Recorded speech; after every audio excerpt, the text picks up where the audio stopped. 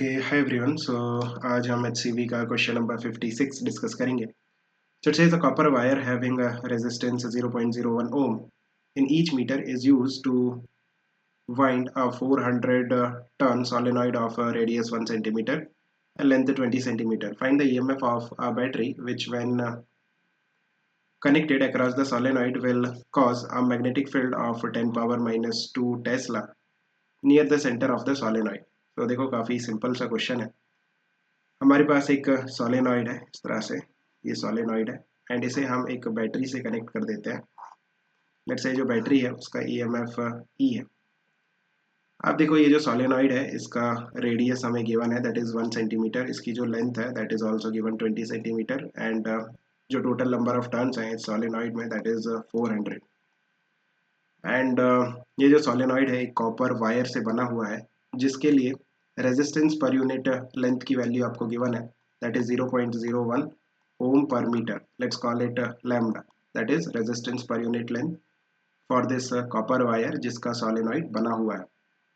Can you find the total resistance of this solenoid?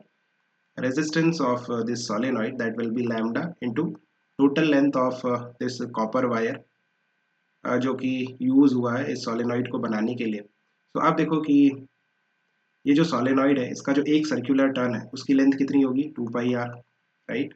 और कितने turns हैं capital N. So this is the total length of the copper wire which has been used to construct this solenoid. Like 2 pi R that is एक circular turn की length और this capital N that is the total number of turns. So this is you know the total length of the copper wire जो कि solenoid को बनाने के लिए use हुआ है into lambda. What is this? This is resistance per unit length. So resistance per unit length into length, that is the total resistance, right? Now can you find out कि कितना current ये battery supply करेगी? I will be EMF of the battery divided by total resistance of the solenoid. So it will be E divided by 2 pi lambda R into capital N, है ना. मैंने ये जो resistance है इसकी value put कर दी यहाँ पे. नाउ इस करंट के कारण कितना मैग्नेटिक फील्ड जनरेट होगा at the centre of the solenoid B, that will B mu naught N I. You just put the value of I, mu naught N E divided by 2 pi lambda R capital N, right. यहाँ पे मैंने just I की value यहाँ से उठा के put कर दी. Now आप देखो कि जो B की वैल्यू है that is mu naught small n. What is this? Number of turns per unit length. इसको आप capital N divided by L लिख सकते हो बिकॉज हमें कैपिटल N गिवन है और लेंथ भी गिवन है. What is capital N? That is the total number of turns and what is L? That is the length of the solenoid.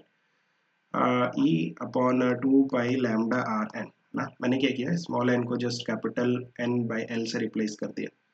सो आप देखो कि यहाँ पे आप इजीली फाइंड आउट कर सकते हो the value of EMF. Like आपको B की वैल्यू गिवन है that is 10 power minus 2 Tesla. जो मैग्नेटिक फील्ड होगी at the centre of the solenoid उसकी वैल्यू 10 पावर माइनस 2 टेस्ला होनी चाहिए. What is the value of mu naught? That is 4 pi into 10 power minus 7. अब देखो ये जो कैपिटल N है ये कैपिटल N से कैंसिल हो रहा है, राइट. इंटू E जिसकी वैल्यू हमें फाइंड आउट करनी है EMF of the battery and L that is the length of the solenoid which is 0.2 meter into 2 pi into what is the value of lambda resistance per unit length that is 0.01 into जो radius है solenoid की that is 0.01 meter. 1 centimeter means 0.01 meter. अब देखो ये जो 2 pi है ये 4 pi को कैंसिल करेगा, यहाँ पे 2 हो जाएगा. देन इस 2 से हम इसको कैंसिल कर सकते हैं, ये 0.1 हो जाएगा. नाउ जस्ट कैलकुलेशन है, आप अगर इसको सॉल्व करोगे then the value of EMF you will get is 1 volt. काफ़ी सिंपल सा कैलकुलेशन है. यू कैन सी काफ़ी 0.1 0.01 you can multiply them and simplify, you will get 1 volt. Hope you have understood. Keep working hard. Best of luck. Bye.